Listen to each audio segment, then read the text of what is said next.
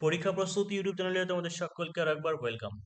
আজকের এই ভিডিওতে অনেক কিছু বিভিন্ন রকমের কথা বলবো।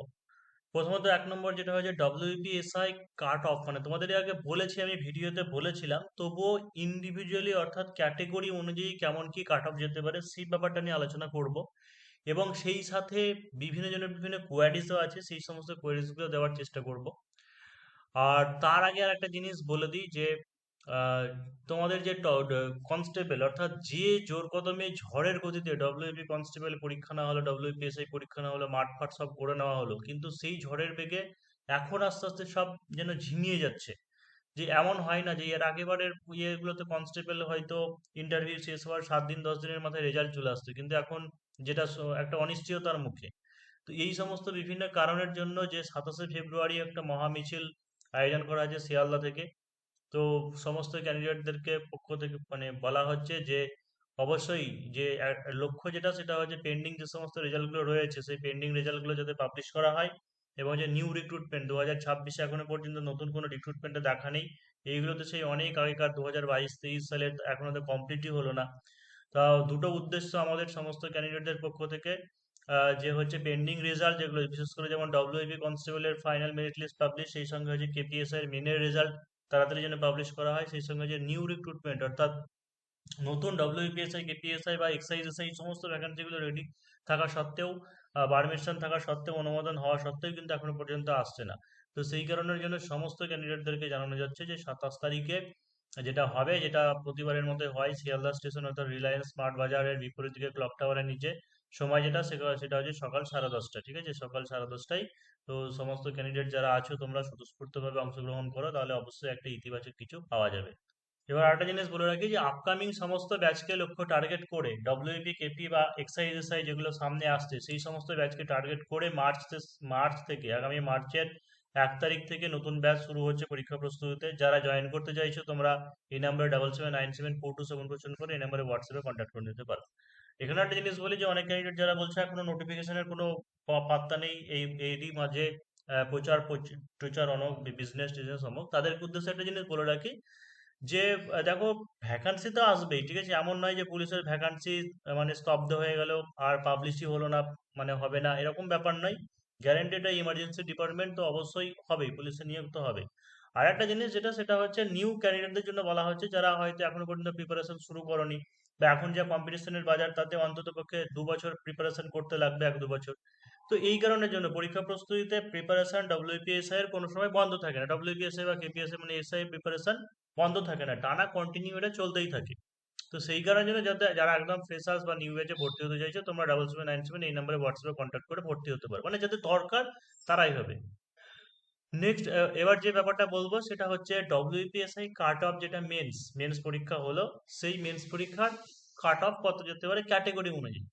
দেখো, যদিও ডেসক্রিপটিভ এখন প্রিলিতেই প্রেডিক্ট করা মুশকিল, তো ডেসক্রিপটিভে করাটা খুবই একটা হাইপোথেটিক্যাল ব্যাপার। তো যাই হোক, তাও আমি একটা লজিক্যালি তোমাদের সামনে এক্সপ্লেন করার চেষ্টা করছি। তো প্রথমত যে কোশ্চেনের যে অ্যানালাইসিস যদি করা যায়, তাহলে জিকে পার্টে যে প্রথম যে 10 নম্বর ছিল, সেই 10 নম্বরের মধ্যে খুব ভালো ক্যান্ডিডেট হলে 4 থেকে 5টা করা পারবে আশা করা যায়। তারপরে 5 দুগুণেতে যে 10 নম্বর ছিল সেখান থেকে হয়তো 3টে করা যেতে পারে, 3 দুগুণে 6 নম্বর। আর নেক্সট যে 30 নম্বরে ছিল, 10 নম্বর করে, ওইগুলো যদি অ্যাভারেজ আমি ধরে নিই যে 6 টয় করে পাচ্ছে, 5-6 করে পাচ্ছে, তাহলে সেই ক্ষেত্রে মোটামুটি 3-6 15 থেকে 18 একটা স্কোর করা যায়, 15 থেকে 18 একটা স্কোর করা যায়। ঠিক আছে, তাহলে যেটা দাঁড়ায় সেটা হচ্ছে 25 থেকে 30 নম্বর স্কোর করাটা একটা ভালো, বা হয়তো এটুকু এরকম করা যাবে। এর থেকে বেশি ভালো স্কোর করতেই পারে, তাহলে জানতে হবে জিকেতে বিশাল ভালো, প্রচুর ভালো, প্রচুর পড়াশোনা করেছে, হতেই পারে। ম্যাথের ক্ষেত্রে দেখো যে মোটামুটি যারা কম্পিটিশনে থাকে, সবারই প্রায় একটা বা এরকম ভুল হয়ে গেছে, ঠিক আছে, একটা দুটো ভুল হয়ে গেছে, তো মোটামুটি আমি 20 নম্বর ধরে রাখলাম, ঠিক আছে। রিজনিং এর ব্যাপারটা আমার মনে হচ্ছে যতটুকু যে রিজনিং 15 নম্বরটা হয়তো কেউই সেরকম করতে পারেনি, বা হয়তো পারলে এক্সাম হলে একটা অ্যাটমসফিয়ার আলাদা ছিল, বা সিটিং অ্যারেঞ্জমেন্টে যেটা হয়তো কেউ অনেকে করতে পারে। তা আমি সেই কারণের জন্য যদি পার্ট মার্কিং বা যতটুকু যে যতটুকু করেছে যদি এরকম দেয়, তো আমি 10 মার্কস একটা ধরে রাখছি, ঠিক আছে, 10 মার্কস একটা ধরে রাখছি। এবার এখানে একটা জিনিস বলে রাখি যে নাম্বার কেমন কি দেওয়া হয়, কেমন কি দেওয়া হবে। দেখো, যে জিকে এর ক্ষেত্রে আমি বলি যে যেটা মানি বিলের যে কোশ্চেনটা ছিল অর্থ বিলের, যদি স্টেপ বাই স্টেপ একদম পরপর ফরম্যাটে বলতে পারে তাহলে সেই ক্ষেত্রে 10-এ 10ই একজন ক্যান্ডিডেট পেতে পারে, বা 7-8 যদি পেতে পারে। কিন্তু এমনিতে আমরা পড়ি কিন্তু ওইভাবে ভালো করে হয়তো নাও লিখতে পারে। তারপরে এনভায়রনমেন্টাল স্টাডির যে কোশ্চেনটা ছিল যে মানে শিল্প কিভাবে পরিবেশকে দূষণ করে, এমনি পারা যায় কিন্তু হয়তো ভালো করে পয়েন্ট দিয়ে, পয়েন্ট মানে কি ওই পয়েন্টের কথা বলিনি, যে এক্সাক্ট সেই কেমিক্যাল গুলোর নাম বা কি কি দূষকগুলোর পলিউটেন্টের নাম সেইগুলো দিয়ে না ঠিকঠাক লিখলে হয়তো ভালো একটা নাম্বার পাওয়া যাবে না। তো মোটামুটি ওরকমই ধরে রাখতে পারো, 6-5 করে হয়তো ম্যাক্সিমাম ধরে রাখতে পারো। আর ম্যাথের ক্ষেত্রে বলে আসি যে ম্যাথে আমি যতদূর জানি, ঠিক আছে, প্যাটার্ন এখন চেঞ্জ হবে কিনা জানি না, কিন্তু আমি যতদূর জানি যে ম্যাথে কোনো পার্ট মার্কিং নেই।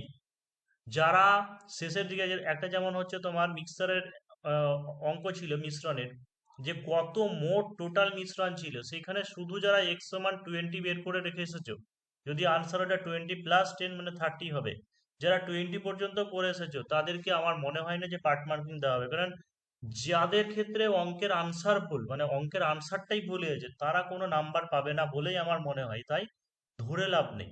এটা মাধ্যমিকের পরীক্ষা নয় যে তোমায় যতটুকু করেছো স্টেপ ততটুকু তোমাকে মার্কস দেওয়া হবে। রিজনিং এর ক্ষেত্রে সেম তাই, তবে রিজনিং এর ক্ষেত্রে যেহেতু ওটা একটা ছিল পার্ট মার্কিং, এমন হতে পারে যে 3-5খানা দেওয়া ছিল, কেউ হয়তো একটা দুটো বের করেছে, বোর্ড বের করেছে, সেটা পার্ট মার্কিং দিতে পারে, আশা করি দেওয়া যাবে। রিজনিং এর ব্যাপারটা কিছু গন্ডগোল ছিল, ল্যাঙ্গুয়েজের বাংলা ইংরেজি বা এই সমস্ত জিনিস বলে সিটিং অ্যারেঞ্জমেন্টটা হয়তো কিছু একটা ডাউট রয়ে গেছে, ওটা হয়তো যে যতটুকু করেছো বা সেইটুকু হয়তো মনে হয় নাম্বার পাওয়া যাবে। এবার চলে আসি ইংলিশের ক্ষেত্রে। দেখো ইংলিশের ক্ষেত্রে গ্রামার পার্ট তো ছাকা নাম্বার ঠিক হলে ওটা ফুল মার্কস পাবে। রিপোর্ট রাইটিং নিয়ে কিছু বলার নেই, রিপোর্ট রাইটিং সহজ সরলই ছিল, যারা মোটামুটি ফরম্যাট ঠিক বা সেন্টেন্স স্ট্রাকচার ঠিক ঠিক থাকলে 8 পর্যন্ত পেয়ে যেতে পারো। ট্রান্সলেশনটা একটু কঠিন ছিল, কমন না পেলে ওটাতে পাওয়া মুশকিল। তবে ইডিয়াম ফ্রেজের একটা জিনিস বলি, ইডিয়াম ফ্রেজ দিয়ে যে সেন্টেন্স তৈরি করা ছিল ওটা কিন্তু 2 মার্কস করে দেওয়া ছিল। তো ঠিকঠাক যদি মিনিংফুল সেন্টেন্স যদি না লিখতে পারো তাহলে কিন্তু 2 নাম্বার করে দেবে না, এটুকু মনে রাখো। মানে একটা এক্সাম্পল দিয়ে বলি, শুধু যদি বলি কক অ্যান্ড বুল স্টোরি, তুমি বললে যে he says cock and bull story, বা he said a cock and bull story, কেউ একটা লিখেছে he said a cock and bull story, number দেবে না। কারণ সে বলেছিল একটা কক অ্যান্ড বুল স্টোরি, এটা তো ইডিয়াম ফ্রেজ দিয়ে মিনিংফুল সেন্টেন্স হলো না, এমনি একটা বাক্য রচনা হলো। তো এইগুলো একটা মাথায় রাখতে হবে। তো সেই কারণে জন্য একটা ইংলিশের ক্ষেত্রে খুব যারা ভালো ক্যান্ডিডেট, ঠিক আছে, খুব যারা ভালো ক্যান্ডিডেট, আমি গ্রামার পার্টে ধরে নিলাম 15 মার্কস, যেটা হচ্ছে রিপোর্ট রাইটিং আমি যদি 7 ধরে নিই 22 হলো। আর এইদিকে পড়ে থাকলো ট্রান্সলেশন, ট্রান্সলেশন আর কত পাওয়া যাবে, ট্রান্সলেশনে 10-12 পাওয়া যেতে পারে, তার কারণ হচ্ছে বেশ কঠিন ছিল। তো 15-এর সাথে 22, 30-32 এরকম একটা হচ্ছে, মানে খুব যারা ভালো ক্যান্ডিডেট 30 থেকে 40-এর মধ্যে ভ্যারি করতে পারে, কিন্তু সবাই তো আর 40 পাবে না, তাই না? আর বেঙ্গলি পার্ট, যেটা বেঙ্গলি পার্টও সেম ওই রকমই, রিপোর্ট রাইটিংটা একটু গোলগাছড়া টাইপের ছিল, হয়তো পুরোপুরি হুবহু কমন নাও পেতে পারে।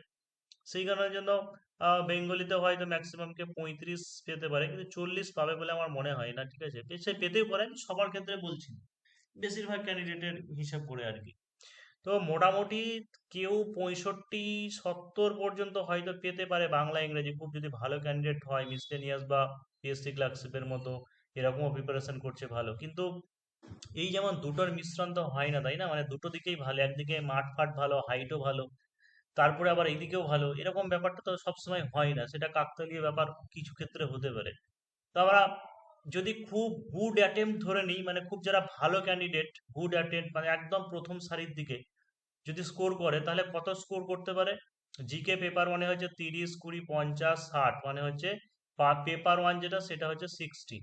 আর এই দিকে যদি 65-70 ধরে নিই তাহলে কত হচ্ছে যে 125 থেকে 130, এই 125 থেকে 130 যেটা, এটা বললাম যে এটা গুড স্কোর, মানে খুব ভালো স্কোর, মানে যারা ভালো মানের ক্যান্ডিডেট তারা করবে। কিন্তু এই যে আমাদের 1131 ভ্যাকান্সি রয়েছে, দ্বিগুণকে যদি কোয়ালিফাই করানো হয় পার্সোনালিটি টেস্টের ক্ষেত্রে, তাহলে কি হচ্ছে যে 2200+ ক্যান্ডিডেটকে কোয়ালিফাই করানো হবে। তো 2200 ক্যান্ডিডেট কি সবাই এত নাম্বার পাবে? এত নাম্বার তো পাবে না, না, তাই না? সেই কারণের জন্য যেটা দেখা যাচ্ছে যে আমার যতটুকু মনে হয় যে পেপার ওয়ানের ক্ষেত্রে 50 নাম্বার, ঠিক আছে, পেপার ওয়ানে 50-55 মানে ভালো মার্কস। আর পেপার টু পেপার থ্রির ক্ষেত্রে 60 থেকে 65, ঠিক আছে, 65 একটা ভালো মার্কস বলে মনে হয়। তাহলে সেই ক্ষেত্রে 60 আর 65 এটা যেটা দাঁড়ায় সেটা হচ্ছে 115 মতো। তো আমার মনে হয় যে ইউআর ক্যাটাগরি মেল 115, মতো কাট অফ যাওয়ার কথা।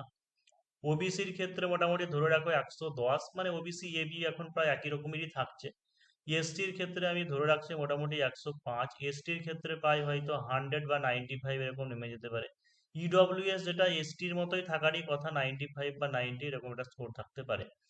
ফিমেল ক্যাটাগরি, যেটা ফিমেল ক্যাটাগরি অবশ্যই 5-7 নাম্বার করে কমিয়ে নাও, কারণ এবার একটু ভ্যাকান্সি বেশি রয়েছে, তো মোটামুটি 107-8 এরকম হতে পারে। ওবিসির ক্ষেত্রে মোটামুটি ধরে নাও যে ওবিসি এ কাট অফ অনেকটা কম যেতে পারে ফিমেলের ক্ষেত্রে, তাই আমি মোটামুটি ধরে নিচ্ছি যে 103 বা 100 এরকম কাটা ধরে নিচ্ছি। এসসিদের ক্ষেত্রে প্রায় 95, ঠিক আছে। এসটিদের ক্ষেত্রে মোটামুটি 85-85 এরকমও হতে পারে। ইডব্লিউএস এরকমই হতে পারে, 85-90 এরকম হতে পারে, ঠিক আছে। এইগুলো একটু এক্সপেক্ট করা মুশকিল। তবে যদি কারো ভয় লাগে, মনে হচ্ছে না এত কম যাবে না, আর একটু সেফ জোনে থাকতে চাই, তাহলে বা হয়তো দেখা গেল যে নাম্বার দেওয়ার প্রবণতা বেশি থাকছে, বা যেহেতু রিজনিং এরকম হয়েছে সেই জন্য যে যতটুকু যা করেছে হয়তো মার্কস দেওয়ার চেষ্টা করছে, সেই হলে কিন্তু বাড়তে পারে। দেখো এই কাট অফের ব্যাপারটা কিন্তু আমি বললাম যে আপাত ব্যাপার মানে এই জিনিস যে যেটাকে আমরা ধরছি যে হয়তো পার্ট মার্কিং দিচ্ছে না, হয়তো রিজনিং এ দেখা গেল যে কেউ যতটুকু করেছে সেটুকুর জন্য করছে, কিছুটা দিল। কারণ যেহেতু বেশিরভাগ ক্যান্ডিডেট হয়তো কেউই করতে পারবে না, পারেনি, তাই যে যতটুকু করতে পেরেছে সেইটুকুর জন্য দেওয়া হচ্ছে। তো তাহলে কিন্তু কাট অফ বেড়ে যাবে।